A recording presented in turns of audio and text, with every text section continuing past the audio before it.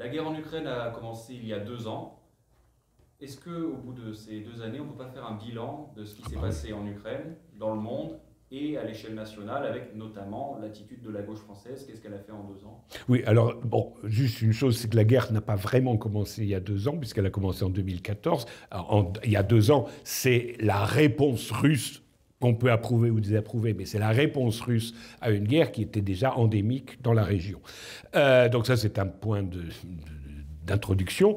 Alors évidemment, bah oui, au bout de 2 ans, et on peut forcément faire le bilan, puisque ce qu'on nous avait annoncé il y a 2 ans ne s'est pas vérifié. C'est-à-dire la Russie devait s'effondrer, elle ne s'est pas effondrée. Au contraire, elle multiplie les succès économiques, alors que dans notre cas, c'est-à-dire les pays d'Europe occidentale, nous sommes plongés dans une crise de plus en plus grave. Le point aussi qui me semble essentiel, c'est que avec toutes les critiques qu'on peut faire de la Russie, du système russe, du système politique russe, des choix qui sont faits en Russie, enfin il y a beaucoup de choses qu'on peut critiquer en Russie, on ne peut pas nier deux choses, c'est que d'abord la Russie a marqué des points diplomatiquement dans le monde et que ça nous interpelle parce que s'il y a beaucoup de pays ayant d'ailleurs des régimes politiques très différents qui n'ont soit pas accepté de rompre avec la Russie, soit au contraire se sont rapprochés de la Russie, il faut quand même se poser la question pourquoi. Parce qu'en général, ils se sont aussi éloignés des pays occidentaux, donc ça c'est un point sur lequel il faut réfléchir, et que les choses se sont encore plus exacerbées avec le conflit en Palestine, où l'on voit qu'à peu près les pays qui ont hésité à condamner la Russie il y a 2 ans sont ceux qui sont en général le fer de lance dans la dénonciation d'Israël. Et donc il y a quand même un parallèle à faire qu'on ne peut pas nier et qui dépasse largement la question de la Russie. Ensuite, évidemment, on doit remarquer que l'Ukraine a été idéalisée il y a 2 ans, alors qu'aujourd'hui, quand même, on sait quand même beaucoup mieux à quel point ce régime est quand même assez sordide, soyons quand même objectifs. Le régime est assez sordide et la façon dont on envoie à la mort les masses de soldats dans des stratégies militaires qui sont tout sauf pro-ukrainiennes au sens de pro-peuple ukrainien, parce que finalement on se sert d'une viande hachée ukrainienne pour des objectifs qui n'ont rien à voir avec le peuple ukrainien. Et en particulier, je rappelle quand même aussi le fait qu'une grande partie de la terre ukrainienne, et la terre en Ukraine, c'est une terre très riche, a été achetée par des holdings internationaux qui n'ont rien à voir avec les intérêts des paysans ukrainiens, mais avec de l'agroalimentaire transnational, Monsanto, Bayer et enfin autres grandes entreprises transnationales, pour le moins douteuses, y compris d'ailleurs sur le plan strictement écologique, hein, puisqu'on nous parle beaucoup d'écologie, ben, parlons-en justement. Hein. Le blé ukrainien est loin d'être ce qu'il a été en termes écologiques. Hein. Donc ça, c'est aussi un point qu'il faut mesurer. Alors je pense que la gauche en Europe s'est retrouvée piégée globalement. Parce que, évidemment, la guerre, ça ne fait pas plaisir, ça on peut le comprendre, mais comme elle n'avait pas réfléchi sur ce qu'était l'ex-URSS plus globalement et l'Ukraine en particulier, elle s'est retrouvée devant prendre des décisions du jour au lendemain, à un moment où il y avait un bombardement idéologique et médiatique absolument sans précédent, et où poser la question du doute à l'égard de la version officielle, c'était déjà, entre guillemets, se mettre dans le camp du tyran, etc., de l'envahisseur, etc. Donc effectivement, c'était quelque chose d'assez difficile à faire, et qui n'aurait pu être fait que si on avait préparé la réflexion idéologique. Alors c'est vrai qu'elle a pu exister dans des petits groupes. Je rappelle quand même le rôle d'Investigation en Belgique. Bon, moi-même, je suis membre de l'Association nationale des communistes. On a réfléchi à ça avant l'attaque ukrainienne, donc on n'était pas pris au dépourvu. Mais les grandes forces politiques, celles qui ont, disons, des députés, se sont retrouvées un peu prise au dépourvu. Et donc cette situation fait que la gauche européenne est assez déconnectée de ce qu'on pense sur l'Ukraine dans le reste du monde. Alors, et quand je dis dans le reste du monde, à gauche, bien sûr, je pense à gauche, je ne pense pas que dans le reste du monde, il y ait beaucoup de forces de gauche qui pensent que Poutine est un démocrate révolutionnaire, communiste ou je ne sais quoi, non. Mais on sait que les guerres impérialistes existent, on sait que des régimes contestables ont joué dans l'histoire des rôles qui ne sont pas forcément toujours entièrement négatifs. Enfin, je veux dire, la Chine en 1937, quand elle se défend contre le Japon, c'est pas une Chine progressiste, hein, globalement. Hein.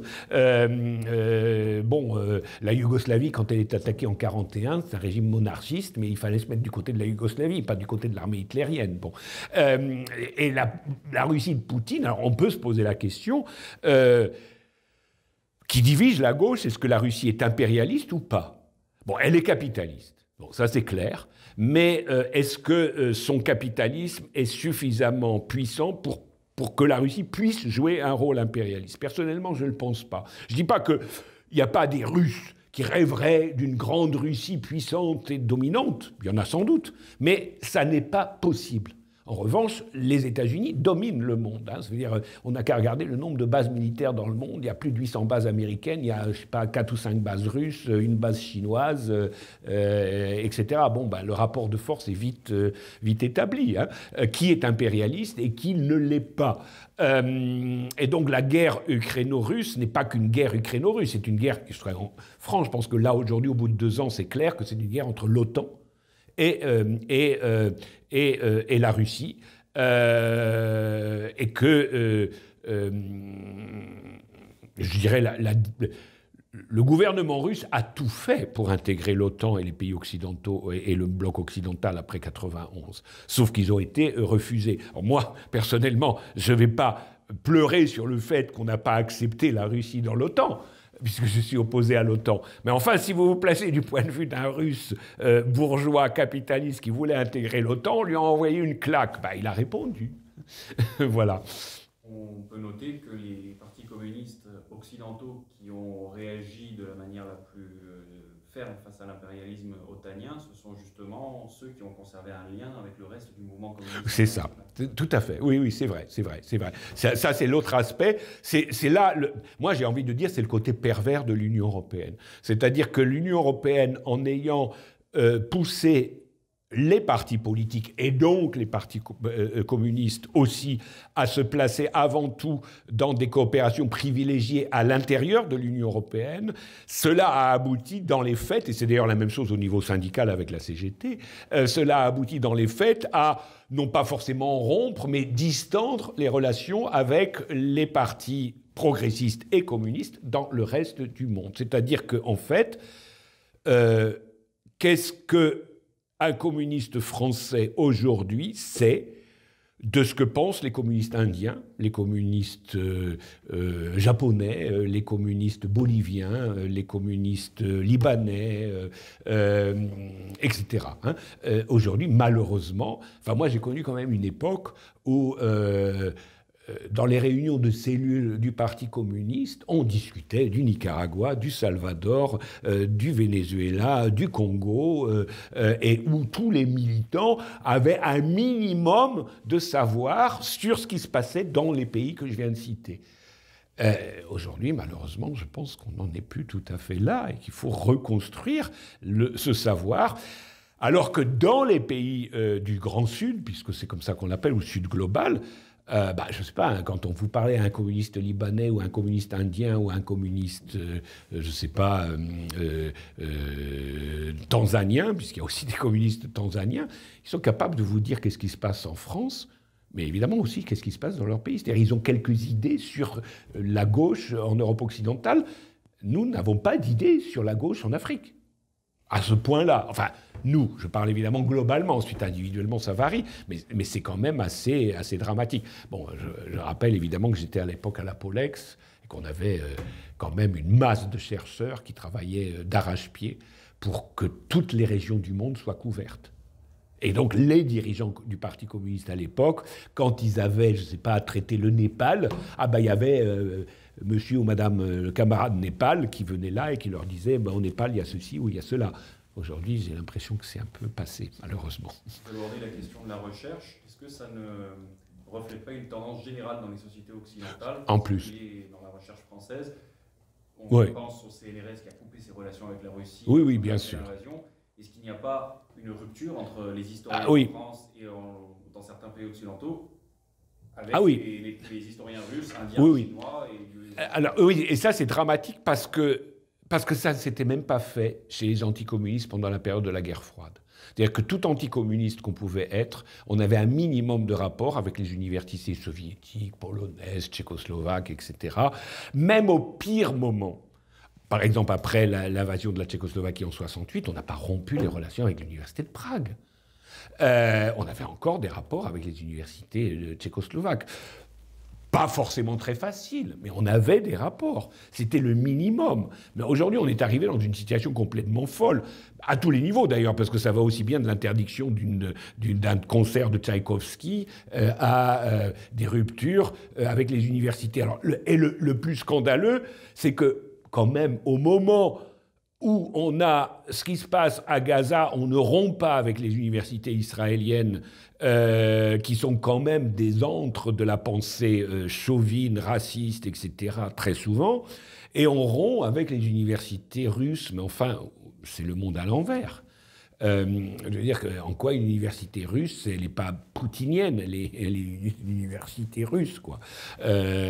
Donc, la science devrait être au-dessus de ces contingences, à moins évidemment qu'une université prenne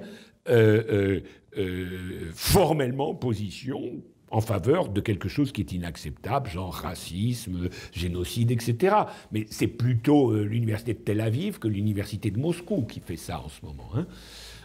J'aurais envie de dire. La gauche française, en somme, n'a pas suffisamment d'éléments, ou elle ne fait pas l'effort pour avoir suffisamment d'éléments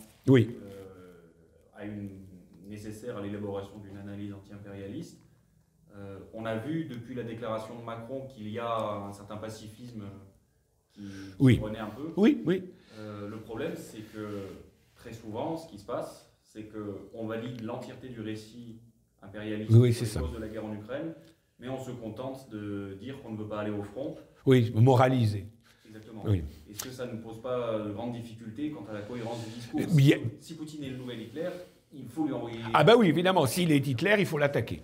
Mais s'il n'est pas Hitler, alors on traite autrement. Hein. Mais je pense qu'il y a quelque chose qui est grave et qui n'est pas limité à la gauche, qui n'est même pas du tout de gauche à l'origine. C'est une espèce de provincialisation de l'Europe par rapport au reste du monde. Et dans ce contexte-là, la gauche n'occupe pas le terrain qu'elle devrait occuper, c'est-à-dire justement d'être un contrepoids et de lancer des contre-offensives. Donc ça me semble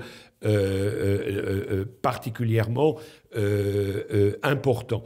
Au contraire, la gauche, les forces de gauche, au sens anti-impérialiste du terme, devraient multiplier les contacts avec les penseurs, les scientifiques des pays avec lesquels nous sommes en conflit, c'est-à-dire la Russie, autrement, mais la Chine, l'Iran, etc. Il y a des contacts à avoir, justement, pour essayer de se comprendre, au moins au niveau scientifique, mais évidemment par voie de conséquence ensuite, plus largement, au niveau des sociétés. Je pense que les sociétés occidentales sont des sociétés qui ont peur, parce qu'elles se sentent sur la pente descendante en tant que société.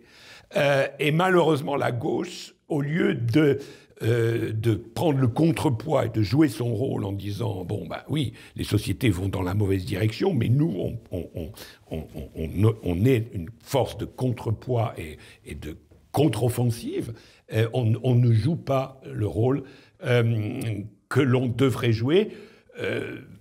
J'ai envie de dire que l'on a joué dans le passé, je veux dire, toute l'histoire du mouvement ouvrier français au 19e et au 20e siècle, c'est d'aller à contre-courant.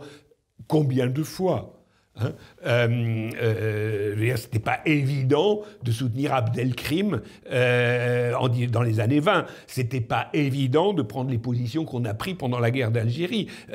C'était même j'ai envie de dire, beaucoup plus risqué qu'aujourd'hui. Et pourtant, ils l'ont fait. Hein. Il y a quand même des camarades, alors c'est plutôt des communistes algériens, mais ça pouvait être des communistes algériens d'origine, comme on disait, pieds noirs, qui ont été torturés pour ces idées. Ils étaient prêts à aller jusqu'à être arrêtés, torturés pour ces idées. On a un devoir vis-à-vis d'eux. Parce que c'est notre mémoire, c'est notre patrimoine, et donc on doit être à la hauteur de ceux, disons, qui sont notre lumière, quoi, issue du passé. Donc ça, je pense que c'est très clair qu'on doit revoir totalement notre vision. Alors je constate quand même que dans les mouvements auxquels je participe, ceux d'entre mes camarades qui ont une expérience des pays du Sud voient le monde totalement différemment que ceux qui ne l'ont pas. Donc justement, ça veut dire qu'il faut avoir des contacts avec ces pays si on veut comprendre qu'est-ce qui se passe dans le monde. Donc le pays du Sud, c'est un terme très vaste. Hein. Ça peut être aussi, ils peuvent être à l'Est. Hein. Le pays du Sud, c'est au sens évidemment symbolique du mot Sud et pas forcément géographique. Hein. Mais c'est important de se rendre compte à quel point nous fonctionnons en vase clos en Europe beaucoup trop souvent, y compris dans les mouvements de gauche et de gauche se voulant alternatives, y compris dans les mouvements communistes. Alors, ça varie évidemment selon les pays plus ou moins, mais globalement, ouais, c'est pas excellent, hein, notre situation. On peut noter aussi que les médias français ont été probablement les plus va-t-en-guerre de l'Occident, bien plus oui. que les médias américains. Est-ce qu'il n'y a pas un reflet avec la gauche française qui, logiquement... C'est vrai. Alors, on peut aussi considérer ça comme un phénomène positif. Je m'explique. Si nos médias sont aussi lamentables et extrémistes, parce qu'il faut les appeler un nom tel qu'ils sont, s'ils sont aussi lamentables et extrémistes, c'est peut-être parce que fondamentalement, nos élites sentent qu'ils ne maîtrisent pas bien la situation. Il n'y a pas encore de résistance, mais ils savent qu'il y a un doute très profond ancré dans notre peuple. Et ce doute, il faut lui donner des réponses, aller au-devant de ce doute. Parce que ça, je le vois. C'est vrai que si je parle aux habitants de mon quartier quand je descends dans la rue en bas de ma tour, bah, le français simple, il a des doutes, mais il n'a pas les outils qui lui permettent de répondre à ce doute. Il doute. Mais qui doit répondre à ce doute si ce n'est pas les forces politiques? Si c'est pas la gauche, c'est pas la gauche, bah évidemment, forcément. Voilà, c'est ça, c'est tout à fait ça. On peut noter d'ailleurs que c'est un point qui peut lier l'électorat de Marine Le Pen avec celui de la France Insoumise. L'électorat populaire. Oui, mais parce qu'au niveau de l'électorat populaire, il y a une capillarité obligatoire. C'est-à-dire que ce n'est pas des idéologues. Il faut toujours... C'était Alain Krivine qui m'avait dit ça, donc ce n'est pas ma famille politique, mais Alain Krivine m'avait dit, tu sais, les masses populaires, elles sont beaucoup plus matérialistes qu'on le pense. Et en général, elles analysent pas à partir des idées, elles appartiennent à partir des faits. Et c'est vrai que... oui, c'est vrai. Ils doutent de ce qu'on leur a dit sur l'Ukraine. Ils ont bien vite compris que ce qu'on leur avait dit sur Gaza, c'était du pipeau en grande partie. Bon, ils en sont là, mais ils n'ont pas le temps, l'énergie, les moyens de se documenter, etc. C'est à nous de leur apporter les... Mais moi, je l'ai vu quand la guerre en Ukraine a commencé, donc quelques mois plus tard, on a affiché des affiches contre l'OTAN dans le 20e arrondissement. On a, c'est mon organisation, l'Association nationale des communistes.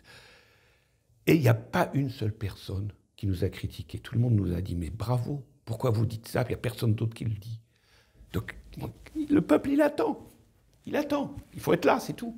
On peut aussi noter qu'au XXIe siècle, à l'heure où beaucoup de travailleurs français sont issus de l'immigration, notamment africaine et subsaharienne, probablement qu'il y a une sensibilité anticoloniale et une attention portée au développement des BRICS et aux discours alternatifs qui peuvent exister dans Oui, le reste c'est tout du à monde, fait. qui est peut-être plus prononcée qu'il y a 100 ans. Oui, c'est et vrai. La gauche française, notamment les communistes, devraient s'en emparer. C'est ça, et c'est là où, les classes dirigeantes ne sont pas idiotes, elles utilisent quelque chose d'assez pervers. Donc elles utilisent l'extrême droite pour stigmatiser ces couches, elles utilisent l'islamisme pour enfin ce qu'on appelle l'islamisme, pour en quelque sorte, pas seulement diaboliser ces milieux, mais les stériliser aussi. Parce qu'évidemment, si on commence à se soumettre à l'intégrisme religieux, on ne va pas s'émanciper, et eux non plus ne vont pas s'émanciper. Hein. Donc il faut bien faire la différence entre islam et islamisme. Mais il ne faut pas tomber dans ce piège, justement, d'une espèce de laïcisme, j'ai envie de dire bourgeois, qui se coupe de ces gens-là qui vont se sentir humiliés parce qu'ils viennent des pays du Sud, et qui en même temps n'est que de l'eau au moulin de l'extrême droite, en fait. Parce qu'évidemment, ce n'est pas par hasard que Marine Le Pen... Enfin, Marine Le Pen s'est emparée du discours laïque. Non, mais enfin, on croit rêver. Enfin, l'extrême droite qui tient le discours de la laïcité, mais où est-on arrivé pour qu'eux puissent se servir de ce qu'ils ont toujours combattu? Et ils sont, il faut leur reconnaître une certaine habileté, mais qui témoigne de nos faiblesses, quand même. Merci Voilà. beaucoup, Bruno Dobroski. Merci.